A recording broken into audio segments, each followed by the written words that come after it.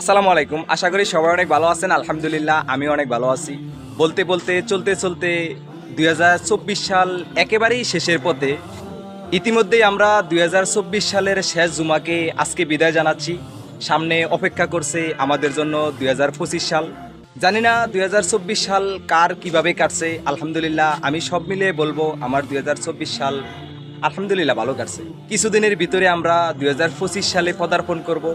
আরেকটি বিষয় হচ্ছে, আপনারা অনেকেই হয়তো খেয়াল করেছেন, বিষয়টা হয়তো বা অনেকেরই নজরে পড়েছে। তারপরে আমি বলি, আমরা সচরাচর সবাই জানি প্রতি মাসে 4টি জুমা পড়ে, কিন্তু ২০২৫ সালের জানুয়ারি মাসে আমাদের জন্য 5টি জুম্মা আল্লাহ তাআলা দান করেছে। তাই মহান আল্লাহ রব্বুল আলামিনের দরবারে শুকরিয়া জ্ঞাপন করছি আলহামদুলিল্লাহ। এই বিষয়টির জন্য ২০২৫ সালটা আমার জন্য আমি মনে করি ভাগ্যজনক। আমি একজন মুসলমান হিসেবে